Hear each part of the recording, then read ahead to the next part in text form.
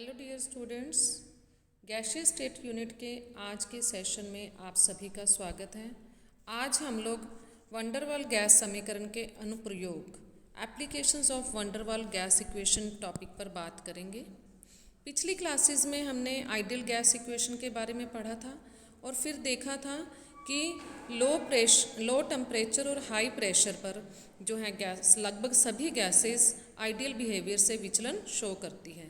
फिर उस विचलन के लिए हमने काइनेटिक थ्योरी ऑफ गैसेस के दो पोस्टुलेट्स के बारे में बात करी थी कि इनको अगर थोड़ा मॉडिफाई किया जाए तो इस विचलन को एक्सप्लेन किया जा सकता है। तो वंडरवाल ने उन दो पोस्टुलेट्स में मॉडिफिकेशंस करे, करेक्शन फैक्टर्स लगाए, वॉल्यूम करेक्शन और प्रेशर करेक्शन, और फिर उन करेक्शन फैक्टर्स को आइडियल गैस इक्वेशन में पुट करके एक नई इक्वेशन दी जिसे हमने वंडरवाल गैस इक्वेशन कहा। तो आज हम लोग बात करेंगे कि क्या ये वंडरवाल इक्वेशन जो है, जो आइडियल गैस बिहेवियर से विचलन हमारा मेन जो है प्रॉब्लम थी, क्या उसको सॉल्व कर रही है और किस प्रकार से सॉल्व कर रही है। तो आइए देखते हैं।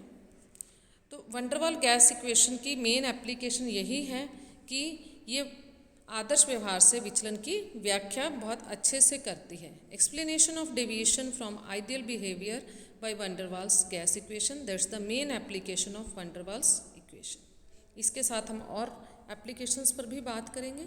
तो पहले हम लोग इस एप्लीकेशन पे बात करते हैं। एक मोल गैस के लिए हमने वंडरवाल गैस इक्वेशन ये लिखी थी, P + A/V² into V - B is equal to RT। तो A/V² जो है वो प्रेशर करेक्शन टर्म थी जो कि इंटरमॉलिक्यूलर फोर्सेस ऑफ अट्रैक्शन को दर्शाती है, और स्मॉल b जो है वो वॉल्यूम करेक्शन टर्म हमने यूज़ करी थी जो जनरली मॉलिक्यूल्स के साइज़ के ऊपर जिसका मान निर्भर करता है। इस वंडरवाल गैस इक्वेशन को जो है मैं रीअरेंज करूँ, अगर मैं इस ब्रैकेट को ओपन कर दूँ, ये जो ब्रैकेट्स हैं, तो मेरे पास टर्म बन जाएंगी, यहाँ से PV बन जाएगी माइनस PB बन जाएगी, और AV², जब मैं इस ब्रैकेट को खोलूँगी, इन दोनों टर्म्स को इकट्ठा करूँगी तो A/V टर्म बन जाएगी। इसी तरह मेरे पास AB/V², और जब मैं इन टर्म्स को रीअरेंज कर दूँगी तो मेरे पास ये वंडरवाल गैस इक्वेशन जो है वो इस रूप में आ जाएगी।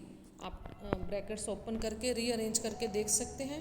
ये मेरे पास बन जाएगी PV = RT + PB - A/V + AB/V²। यहाँ पे जो लास्ट टर्म है AB/V², तो ये टर्म जो है वो ये हर परिस्थिति में बहुत ही छोटी होगी, क्योंकि पिछली बार आपको ध्यान हो हमने A और B के मान देखे थे, तो वो वैल्यूज़ हमने देखी कि A के मान जो है वो पॉइंट समथिंग होते हैं या 1 पॉइंट समथिंग वैल्यूज़ होती हैं, और B की वैल्यूज़ जनरली 0.0 समथिंग होती हैं जब हम लीटर में बात करते हैं। तो ये वैल्यूज़ दोनों ही बहुत छोटी हैं। जब इन दोनों को आपस में मल्टीप्लाई करेंगे तो AB का मान बहुत ही छोटा हो जाएगा। गैसेस के लिए वॉल्यूम का मान जो है वो ज़्यादा होता है, और यहाँ वॉल्यूम का स्क्वायर है और डिनोमिनेटर में है।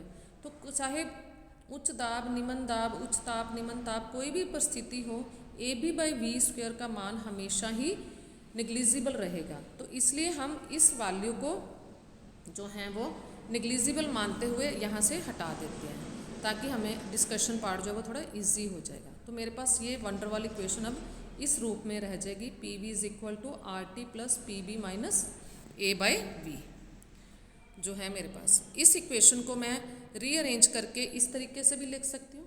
RT टर्म को मैं एक तरफ रख लूँ, बाकी सारे टर्म्स को इधर लेफ्ट साइड पे ले आई, तो मेरे पास इस इक्वेशन का रूप बन गया PV - PB + A/V = RT। और हमें पता है कि आदर्श गैस होती है हमारे पास, डिस्टिंक्शन के लिए हमने उसके लिए PI VI सिंबल यूज़ कर लिए प्रेशर वॉल्यूम के लिए। I जो है स्मॉल i आइडियल को रिप्रेजेंट कर रहा है मेरे पास। तो ये आइडियल गैस इक्वेशन के लिए मेरे पास टर्म बन गई PI VI = RT, और रियल गैस के लिए ये RT जो है वो इसके बराबर है, मेरे पास इस टर्म के बराबर है, PV - PB + A/V। तो दोनों को अब आप कंपेयर करके देख सकते हैं। तो दैट मीन्स अगर मैं RT का वैल्यू जो है इस इक्वेशन से RT की वैल्यू उठा के इस इक्वेशन में पुट कर दूं यहाँ पे, तो मेरे पास ये इक्वेशन बन गई PV - PB + A/V = VI/PI। यानी यहाँ अब मैं आइडियल बिहेवियर और रियल बिहेवियर दोनों को डिस्कस करना चाहती हूँ। तो अब इस इक्वेशन में देखिए, अब आप जो हैं, अब हम अलग अलग परिस्थितियों में बात करते हैं कि जब टेम्परेचर प्रेशर की अलग अलग परिस्थितियाँ होंगी तो इस इक्वेशन का क्या रूप होगा। पहले जब प्रेशर बहुत ही कम होगा, अत्यंत कम दाब से मैंने शुरू किया, जो कि लगभग शून्य के बराबर होगा। अब आप लोग जो है एक बार इसको डिस्कस करने से पहले, अलग अलग परिस्थितियों में डिस्कस करने से पहले आप थोड़ा अपने माइंड में रिमाइंड करें अमेगेट कर्व को, जो कि हमें आइडियल बिहेवियर से विचलन को रिप्रेजेंट कर रही थी। आपको ध्यान हो तो हमने जो है वो कर्व प्लॉट करी थी, जो है मेरे पास इस प्रकार से हमने अमेगेट कर्व्स जो है वो प्लॉट करी थी। इधर हमने Z लिया था कंप्रेसिबिलिटी फैक्टर, आपको ध्यान होगा, इधर हमने प्रेशर लिया था। आइडियल गैसेस के लिए हमने कहा था Z की वैल्यू होती है 1, और ये वाले बिहेवियर जो है ये गैसेस बहुत कम शो करती हैं।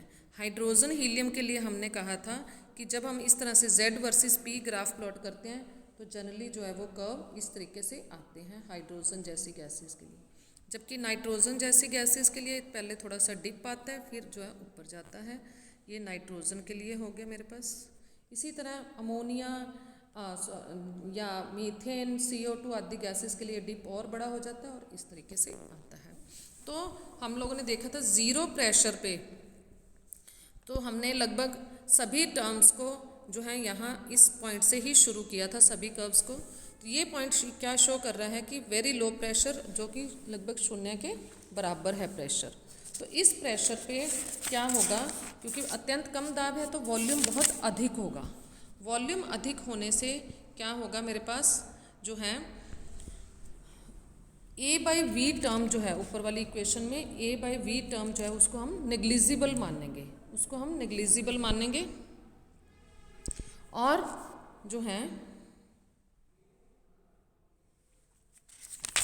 साथ के साथ PB टर्म जो है, PB टर्म में प्रेशर की वैल्यू बहुत ही कम है तो उसको भी हम इग्नोर कर सकते हैं, जिससे वो दोनों टर्म्स मेरे पास जो है वो नेग्लिजिबल हो जाएंगी और इक्वेशन जो है वो चेंज हो जाएगी, PV = PI/VI के बराबर, मीन्स आइडियल बिहेवियर। अब हम लोग सेकेंड डिस्कस करते हैं एट लो प्रेशर, मीन्स जब हमने प्रेशर थोड़ा सा बढ़ा लिया, प्रेशर को थोड़ा सा बढ़ा लिया।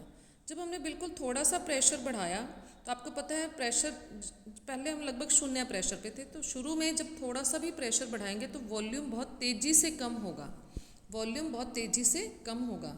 तो PB टर्म के कंपैरेटिवली जो है A/V टर्म की वैल्यू काफ़ी बढ़ जाएगी, क्योंकि वॉल्यूम जो है डिनोमिनेटर में है तो उसका मान काफ़ी कम हो गया, जिससे A/V का मान अब नेग्लिजिबल नहीं रहा।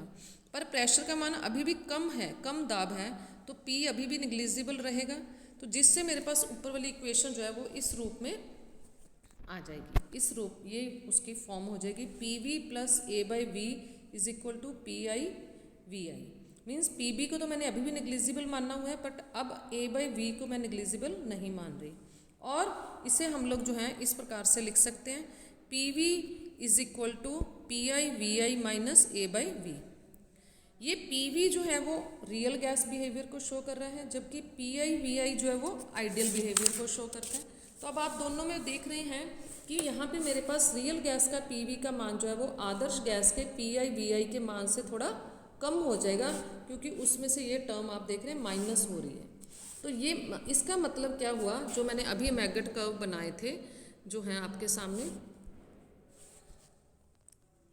ये कर्व जो थी मेरे पास, तो ये जो पहले शुरू में हमने ज़ीरो प्रेशर पे कहाँ बनाई थी, लगभग 1 पे, मीन्स आइडियल बिहेवियर। फिर मैं उसको नीचे की ओर ले गई थी तो कम हो गई, तो आप ये नीचे की ओर जाना इस इक्वेशन से हमें क्लियर हो रहा है, क्योंकि वैल्यू एक माइनस हो रही है। तो मैगट वक्र में जो है वो जब हम प्रेशर थोड़ा सा बढ़ाना शुरू करते हैं तो जो है वो PV का मान आदर्श गैस के PI/VI से कम होगा, जिसके कारण कर्व जो है वो यूँ नीचे की ओर जा रहा है। ठीक है, तो नीचे की ओर जाते जाते ये जो है वैल्यू मिनिमम तक पहुंच जाएगी। फिर सेकेंड केस आ जाएगा, नेक्स्ट केस आ जाएगा मेरे पास उच्च दाब वाला। उसमें देखते हैं क्या होगा। अब हमने प्रेशर सफिशेंट हाई कर दिया, उच्च दाब पे क्या होगा, अब V का मान कम हो जाएगा, पर प्रेशर बढ़ा रहे हैं तो PB टर्म का मान बढ़ रहा है, प्रेशर बढ़ाने से क्या हो रहा है, पी बी टर्म जो है वो उसका मान बढ़ रहा है। तो अब हम उसको निगलेज, ये जो ऊपर मेरे पास इक्वेशन थी, अब इस इक्वेशन में क्योंकि वॉल्यूम काफ़ी कम हो चुका है तो ये टर्म जो है मेरे पास अब निगलिजिबल हो जाएगी, जबकि पी बी टर्म जो है अब निगलिजिबल नहीं रहेगी। तो अब जो है मैं क्या करूँगी, पी बी की तुलना में ए बाई वी का मान कम है, दोनों का यहाँ पे रिलेटिव जो है वैल्यूज़ को हम लेंगे, तो इसलिए पी बी को अब हम इग्नोर नहीं कर पाएंगे, जबकि ए बाई वी को इग्नोर कर देंगे। उससे क्या होगा, मेरे पास इक्वेशन जो है वो ये वाला रूप ले लेगी, पी वी बराबर है P I V I plus P B. Means अब आप देख रहे हैं आइडियल गैस के प्रेशर वॉल्यूम में एक टर्म पी बी ऐड हो रही है।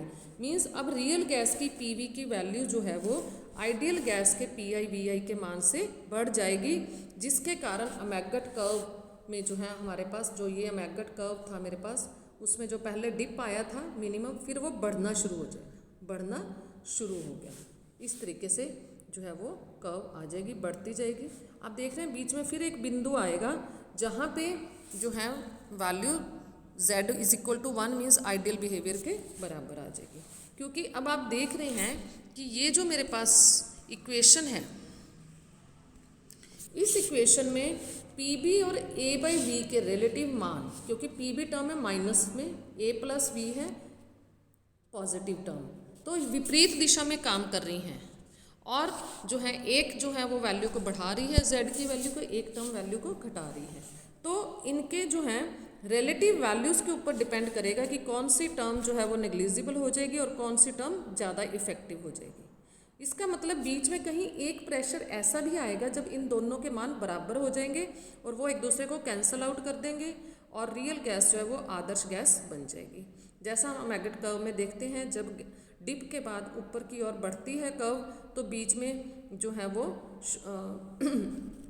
आइडियल गैस वाली लाइन को कट करती है, मीन्स टच करती है। दैट मीन्स वहाँ पे जो है गैस जो है वो उस दाब पर उस गैस का बिहेवियर जो है, आचरण जो है वो आदर्श हो जाता है। तो ये था इफेक्ट ऑफ प्रेशर। तो हमने देखा at very low pressure gas ideal behaviour show कर रही है, एट लो प्रेशर जो है वो नीचे की ओर शिफ्ट हो रही है वैल्यू, और जब हाई प्रेशर पे वैल्यू जो है वो ऊपर की ओर बढ़ रही है। इसी तरह अब हम लोग इफेक्ट ऑफ टेम्परेचर देखते हैं। पहले देखते हैं उच्च ताप पर। हमने पढ़ा कि उच्च ताप पर भी, पीछे क्लासेस में हमने पढ़ा कि उच्च ताप पर भी गैसेस आइडियल बिहेवियर शो करती हैं। अब यहाँ हम देखते हैं उच्च ताप पर क्या होगा। उच्च ताप पे गैस का आयतन बहुत अधिक होगा, ठीक है, टेम्परेचर बढ़ने से आयतन बढ़ेगा। आयतन बढ़ने से ए बाई वी और पी बी दोनों ही मान को हम उपेक्षित कर देंगे, क्योंकि आयतन जितना अधिक है प्रेशर उतना ही कम है। यहाँ हमने आयतन पे फोकस करना है, तो आयतन बढ़ने से ए बाई वी टर्म का मान तो ऑटोमेटिकली कम हो ही गया, पी बी का मान भी कम हो गया, क्योंकि वॉल्यूम जितना ज़्यादा प्रेशर उतना ही कम। तो दोनों को नेग्लिजिबल करने से क्या होगा, P V is equal to P I V I. यही हमने पिछली क्लासों में पढ़ा था कि हाई टेम्परेचर पे गैसेज जो है वो आइडियल बिहेवियर शो करती हैं और उनके कर्व जो है वो आइडियल कर्व के पास आने लग जाते हैं, जैसा हमने नाइट्रोजन के maggot curve at different temperatures topic को डिस्कस करा था। लो प्रेशर पे क्या होगा, लो प्रेशर पे गैस का आयतन कम होगा। आयतन कम होते ही क्या होगा, ए बाई वी का मान बढ़ जाएगा, ए बाई वी का मान बढ़ जाएगा। ए बाई वी का मान बढ़ने से क्या होगा, जो है मेरे पास A by V minus P B का मान बढ़ जाएगा।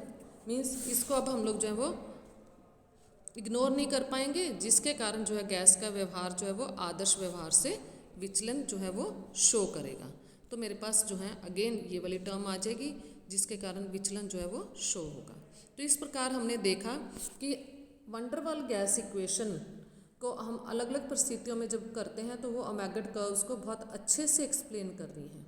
अमैगट कर्व्स के जो है पूरा बिहेवियर, कैसे डिप आ रहा है, कैसे ऊपर जा रहा है, तो उसको बड़ी अच्छी तरह से एक्सप्लेन कर रही हैं। अमैगट कर्व में हमारे पास एक और तरह के, दूसरी तरह के कर्व आए थे हाइड्रोजन हीलियम जैसी गैसों के लिए, जो हमने कहा था कि उनकी लाइन जो है वो हमेशा ही आइडियल बिहेवियर से ऊपर रहता है, अर्थात वो हमेशा आइडियल बिहेवियर से विचलन शो करती हैं, जिसके कारण उनको कंप्रेस करना, उनको लिक्विफाई करना बहुत ही मुश्किल होता है। उसे हमने कहा exceptional behaviour of hydrogen and helium.